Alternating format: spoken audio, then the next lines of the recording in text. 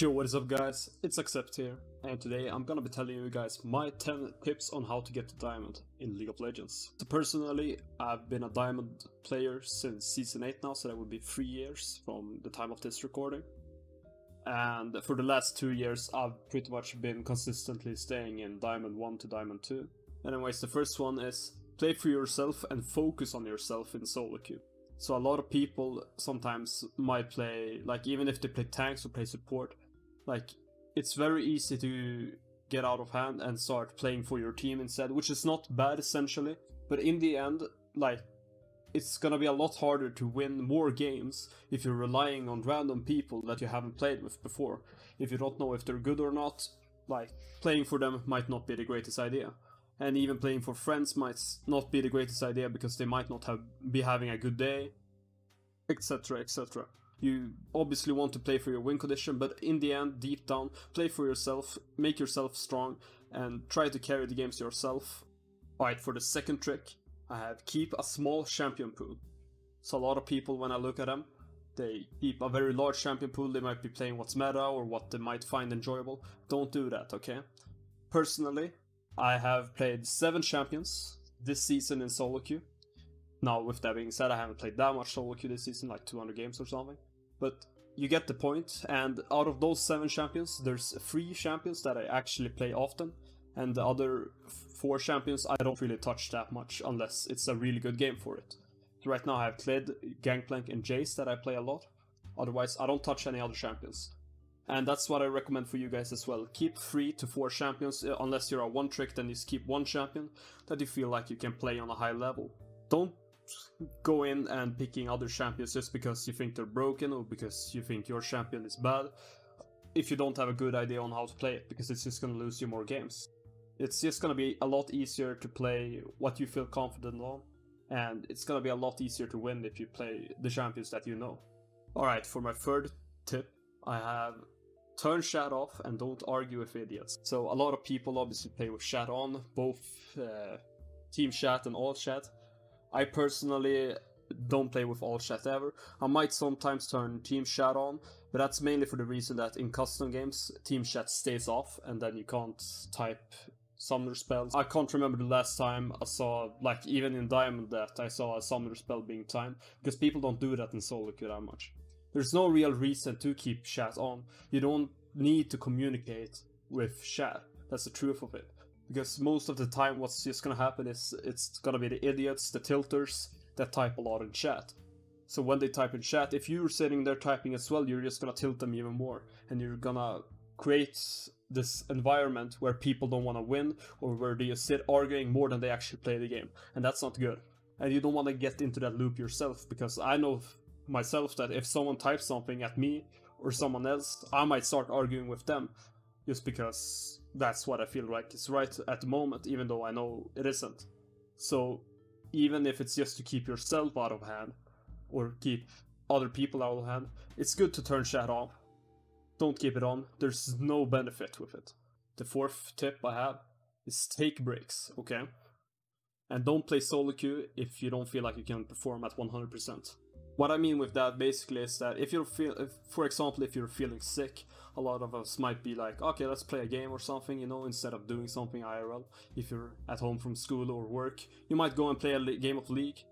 I wouldn't recommend playing solo queue on main, mainly because you're not going to be able to perform at your best and you're going to lose more games than you usually would. The games that you would be able to carry normally, you won't be able to carry. After a game, make sure you take a 5-minute break, drink water, do some light workout or something, just to make sure that you're keeping the brain flowing and that you're not tilting over the game. Don't sit there for 5 minutes though and like just think about the previous game, because that's not gonna get your mind off the previous game, that's just gonna keep you tilting. And even if you won the game or stomped it, I would recommend just taking a break so that you won't tilt in for the next one, because it's a lot easier to do that if you're not taking a break. Alright, my 5th tip is use pings and just ping all the time, okay? And when I say this, I don't mean ping on your teammate when he dies, or like sit there pinging, oh you're alive or whatever. It's very bad to assume that your teammates are gonna play the way you want them to play, because the proof is we're all humans and we don't even notice everything. Like even if Like, let's say I'm playing jungle, and you might see one thing in your lane happening and you want me to come or do something. It might not mean that I'm gonna realize it just like because I'm focusing on my own thing. And sometimes you might not realize that I need help from you. So it's very good to keep information between you just by pinging. But as I said, don't sit there SS pinging or pinging your teammates, because that's just gonna tilt them. And when they get tilted, they're either gonna play worse because they're gonna sit there spamming at you in the chat that you have turned off, or they're gonna, they're gonna mute your pings basically. Like, that's a lot of time if someone is sitting there tilting over their pings. Even if they might ping something useful from time to time, I'm gonna mute their pings because I don't want to listen to that. I don't want to tilt over what someone else is saying, and I'm assuming most other people are like that as well. So don't sit there, like, don't SS ping too much, and don't ping your teammates. Just keep on with the assist pings and the on my way pings, because they're a lot calmer sound as well, so it's a lot easier to listen to. Alright, tip number 6 is look at what better players are doing. Okay, so when I say this, I don't exactly mean well, Reckless recall at this time, or he played wave this like this, or he went mid lane here. Don't do that, okay? And also don't look at what pros are doing in professional games, because it's gonna be a lot different from your solo queue games. I mean, mainly look at what, for example, me, or even look at pros, that's fine, but look at what they do in solo queue mainly, because that's where they're gonna be playing for themselves, right? If they're going this build or these runes, yes, it's fine to follow what the general population is doing, but don't try to come up with what you want to do yourself, because that's sometimes something I see a lot. Like, I've seen people that I'm friends with that come up with weird builds that I'm like, why are you doing this? Like, and sometimes they just like figure it out and they're like, I feel good with this. And sure, if you want to do that, I guess that's fine, but it's gonna be a lot harder to climb if you don't do what's generally the best. It's a lot easier to just follow what other people are doing. If you want to do your own thing, that's fine, but don't assume that you're gonna be winning as much as if you were doing what the pros are doing. Alright, so tip number 7, and I think a lot of people disagree with me on this, but don't play to win and don't play to improve. Play to perform your best. And what I mean by this is, when you play to win, a lot of the time you're gonna get sad or tilted if you make a mistake yourself, or if your teammates make a mistake. You're also gonna be very sad and tilted if you lose the game. It's a lot easier to just play to perform your best instead, because even if you lose the game, if you feel happy about your performance and how you played, you're gonna be able to go on with the day and you're gonna be able to say, I played my best, that game wasn't winnable, it's fine. And then you just keep going.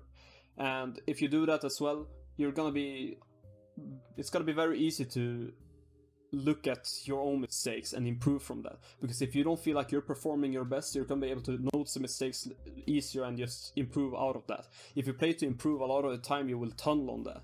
Like, for example, when I was trying to use F keys a lot more, I was sitting there doing it a lot, and it means for example, I wasn't looking at the map as much as I would, because I would be looking at other people's screen instead, basically, and that means I might get ganked or something similar.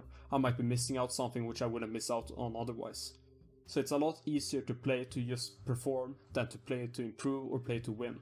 Alright, the 8th tip is basically, remember that the game starts at level 1 and minute 0. Like, a lot of the people that I see in solo queue, like even some of my friends that I do queue with from time to time, they come in at 1 minute into the game and they're like, sorry, I was getting a drink or was taking a piss or whatever, you know? Don't do that, for the love of God. The game starts straight away, okay? The number of times I see people invade or die because they were AFK looking at Reddit or Twitter or whatever. Like, don't do that, okay? The game starts straight away. There's sometimes where my team wants to invade and there's 2 people standing AFK, so you can't do that. There's sometimes where enemy invades and then we're 4 people stacking and there's one guy just sitting in a random bush somewhere, and we lose the level 1 because we're 4v5 instead of 5v5. Like, remember that the game starts straight away, okay? It's very important to remember that, because otherwise you might just lose the game's level 1, and that's really unnecessary to me. Alright, tip number 9 is that don't stop playing your main champions just because you feel like they're not meta or as good anymore.